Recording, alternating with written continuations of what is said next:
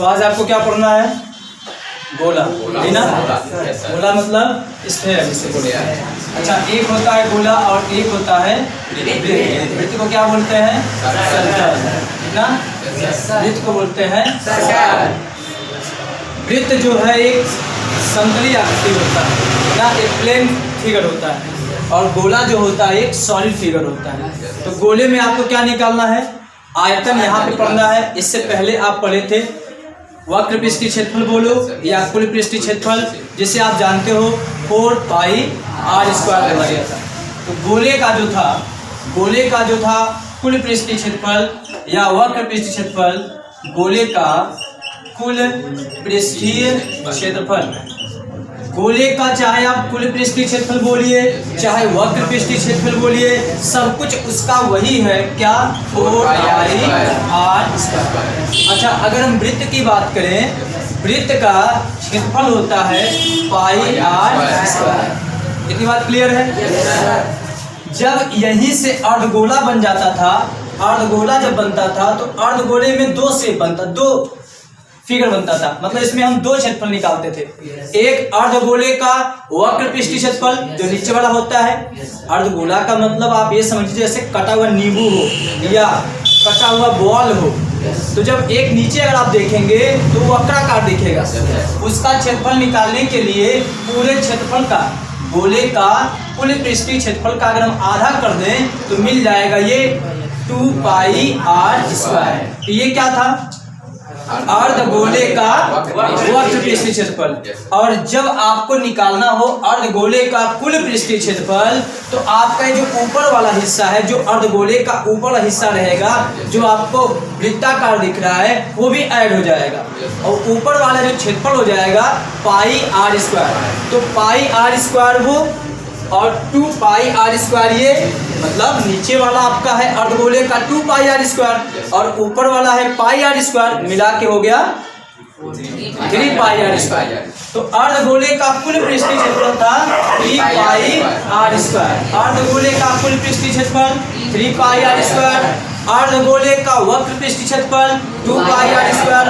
और गोले का कुल पृष्ठीय क्षेत्रफल 4 पाई r स्क्वायर। वृत्त का क्षेत्रफल पाई r स्क्वायर। लेकिन इसमें से यहाँ पे कोई नहीं लगेगा, इसमें आपको पढ़ना है गोले का आयतन। तो गोले का जो आयतन होता है वो होता है 4/3 पाई r क्यूब, मतलब 4/3 पाई r क्यूब। ये क्या होता है? गोले का आयतन। तो ये चीज आपको पढ़ना है। अब यहाँ पे क्वेश्चन देखिए क्या है? उस गोले का आयतन ज्ञात कीजिए जिसकी त्रिज्याएं निम्न है। मतलब जब उसकी त्रिज्या ये है तब आपको बताना आयतन क्या होगा, और जब त्रिज्या ये है तब बताना है।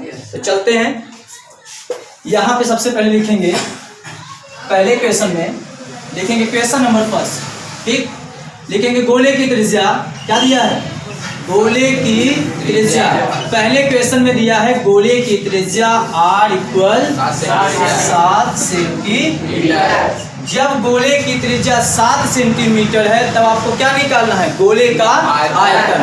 अब देखिए, तब गोले का आयतन, गोले का आयतन बताइएगा।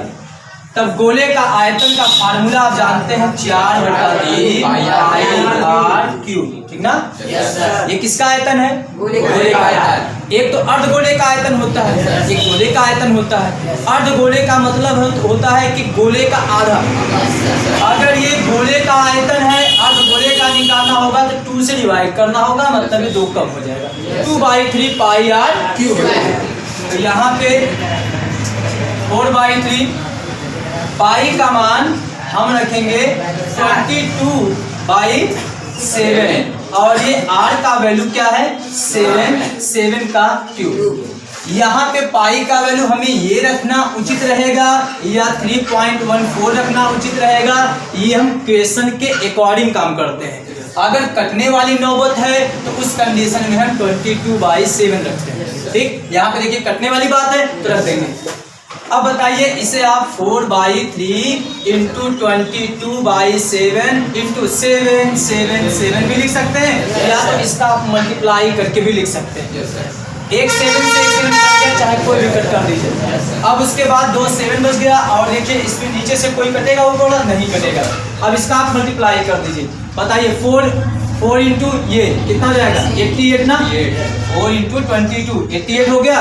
और फिर उसके बाद इसका मल्टीप्लाई कर दीजिए, कितना हो गया ये और अपान 3। अब इसका इसके साथ मल्टीप्लाई करके जितना आएगा वो लिखिए अपान 3। अब जल्दी से आप मल्टीप्लाई करके बताइए कितना आएगा।